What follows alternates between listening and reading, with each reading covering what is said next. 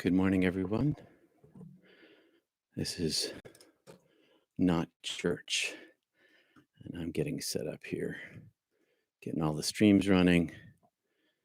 Good morning, everyone. Getting all the streams running here and making sure I can see everything I'm supposed to have in front of me, which I just about do. Hi, everybody. I'll come back and say hello to everybody after a little while, after people show up. Put on my glasses for a second. I hope you can hear me. I've got my mic up full. I've got the birds and the chipmunks turned down this week, and the squirrels too. Making sure everybody's live here too. Yep, we're live everywhere. Great, thanks. Thanks for showing up this morning. This is not church, and it's 9:30 on the Eastern Seaboard. Not church is Bible and a riff. Welcome to countercultural exploration through the mystical lens of near-death experience. I'm Peter Panagore, MDiv. Jesus study's always been a struggle for me, ever since I died and came back. It's like Jacob wrestling with the angel of God. My mind, my mudness infusing with angelic light. My mudness infusing with angelic light. That's my struggle. It's everyone's struggle. My ego is in the way of Christ consciousness. All holy language is metaphor. Jesus was a code switcher. Unlocking his words is poetic work. And yes, I'm reading off my little script here this morning for a bit. I promise to riff as well. But if I don't write stuff down, then I don't remember to say it. Good morning, Russell and Melissa. Bible answers therein aren't literal. Bible answers, therefore, aren't literal, just as some say they are. Well, I don't think that they are. I think they're poetic. And we live in troubled times. And the inward way provides for outward living. Inward way provides for outward living.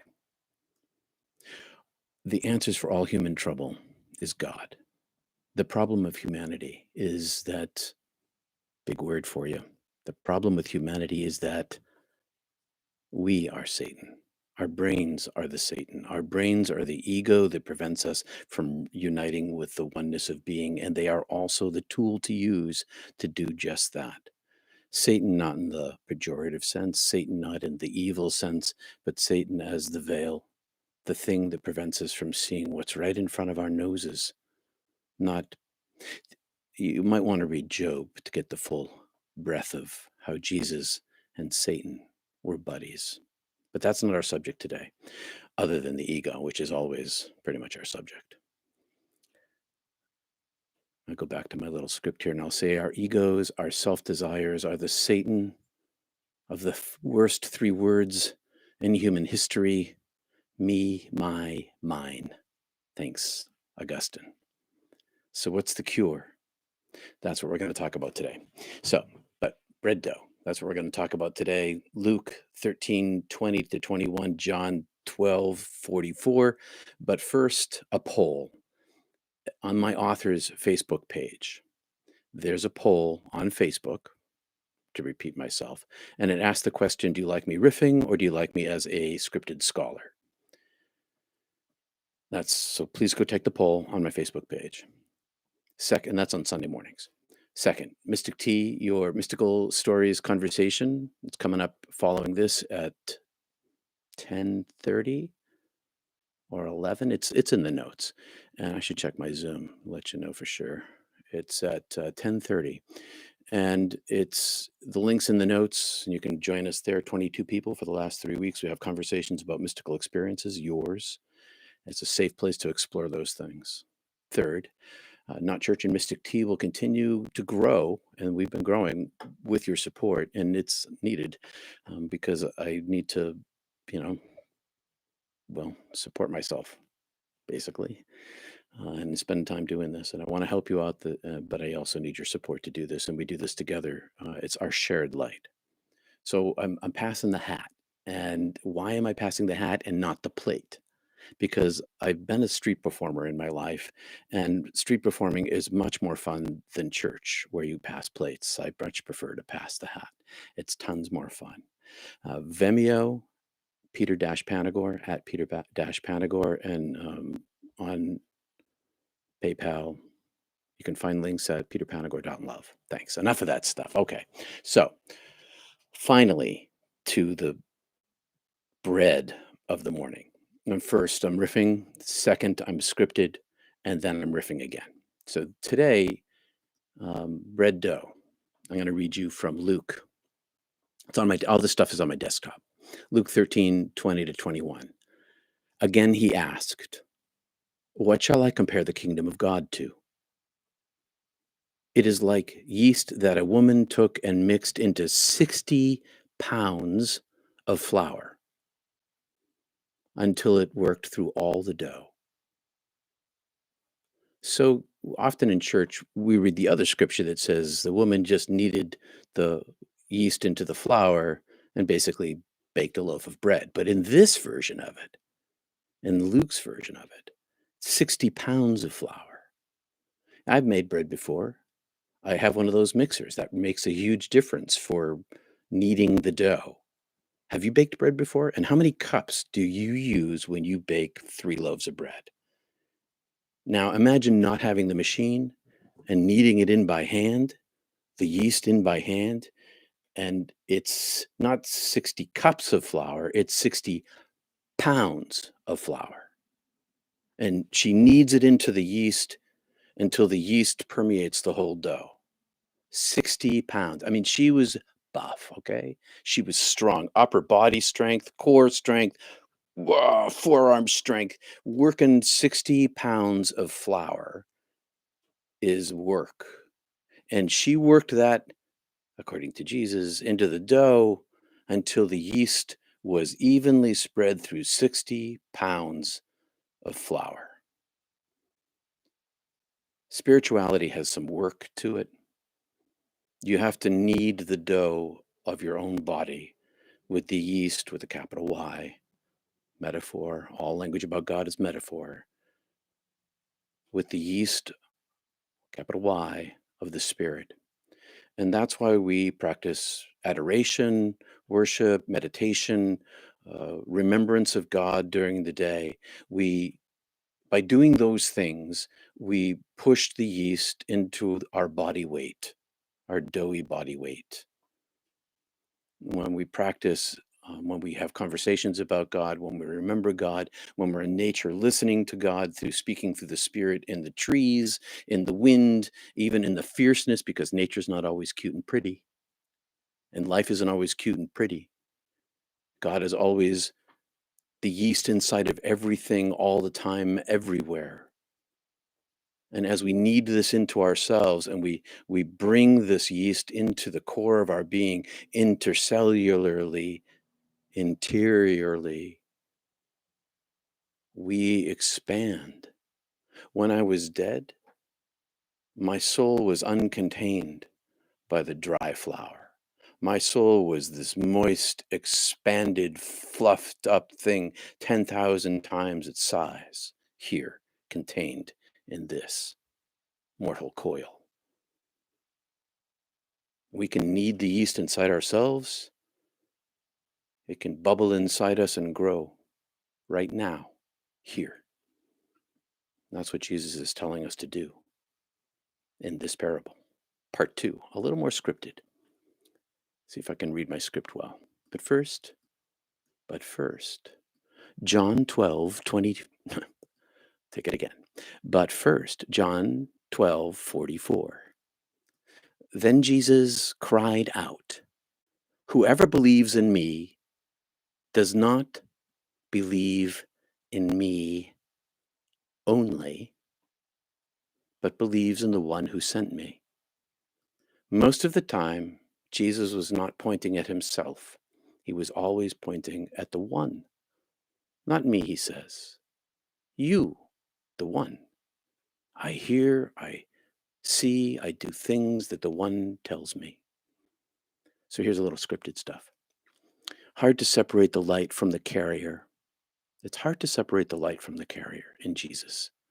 People believed in Jesus because of the works that he did, raising the dead, healing the blind, etc. People had a hard time understanding that Jesus alone presents us with the light inside him. Alone, what do I mean by alone? I mean not exclusively, but in the aloneness of his self. That's where we're connected to God. In the oneness of ourselves, we're connected alone to the divine. And yet we're also interconnected to everyone else. And that's because everyone has the same aloneness of the presence of God inside them. People had a hard time understanding. There's a little riff on the side there. People had a hard time understanding that Jesus was showing, telling, and being showing and telling what he was being told and shown. He was being led. I do nothing except for what I see. I say nothing except for what I hear, he says. He saw, listened, and acted, and people believed in him. He wanted them to believe in the one who sent him, who sends you, us, right now. So you ask yourself, who sent me? In whom do I believe? Myself? My little me, my self-realization, the little s, or the realization of the big self with a capital S? The radiance that aurored from Jesus' glory wasn't his. It was given to him by God. It was him as you. Only difference is that he had self-realization with a capital S. He had some kind of Shakti. He could give it to people, show it to them. Once they saw, they believed. They thought they needed to be fed by the man with the radiance that radiated from him until he died. And when he came back, he showed them the power of the Spirit available to all of them, to all of us, if only they ask, if only we believe. When we need God, we first need to believe. And once we believe, we can take the yeast and knead it into the dough of our bodies. So I just learned something. I just learned that I should read my scripted things faster with more directness and stop bothering to look at the camera. So that's an interesting experience for me. So, hey, 4 cups, 500 grams of flour. Hi, Wendy. Hi, Connie. Hi, Julie, Rebecca, David, Claire, Mary, Ruth, Lois, and see if there's anybody over here on YouTube. Yes, we have Cindy in San Diego, and oh my gosh, Thies. I will get it. Thies Van Zyl. I will, and Chris 64. So I did a little riff. I'm not so comfortable with the scripted stuff myself. I find it a little confining. Um, so I'm asking for your help. Ego edging God out. Yeah, ego. That's what we need to edge out. So back to the morning discussion here. Buenos dias, says Julie. So that's about it this morning. I um, wanted to talk to you a little bit about the dough. Wanted to talk to you a little bit about God. These things don't need to be long. So if there's any comments or questions, hi Sue. I'm happy to talk about them. But I can go back to the yeast for a while and maybe just chit chat about that. There's work to be done in the spiritual life. That's just the way it is. Um, there's grace and the infilling of mystical experience that we get, some kind of knowing that we've talked about before, such as when a deceased loved one comes to visit you and you have a knowing, or you have a rapture, or you have an indwelling, or the presence of God comes to you in an angelic form and infuses your mudness with light. Those things happen, and they're wonderful, and they are usable for us. They're usable for us because the memory of them gives us access to the presence itself. Now, all of those experiences end, but once you have the yeast inside yourself, it's always there. It's always there. So you don't need to attach to your experiences. We don't need to attach to our experiences. We can use them as tools of remembrance in order to bring the presence of God closer to us. Um, But once the yeast is inside you, spread throughout your whole body, it keeps growing. It just keeps growing. And the more you feed it with the right ingredients, the greater it grows. And Jesus was telling us that we need to work at this. So, good morning. Not much more to say this morning. We'll see how this goes, folks. So, thanks for joining me. Any comments? I'll wait a moment or so. Hello from Taiwan. Um, Ilkinoid. I don't know if I'm pronouncing your name right over there in Taiwan, but hello. And you can see this on video if you missed the beginning of it. And we'll give it a try here, see how this goes. God is love. Peace and love. I'll talk to you all later. 10:30 is the Mystic Tea Room. And peace out. Bye.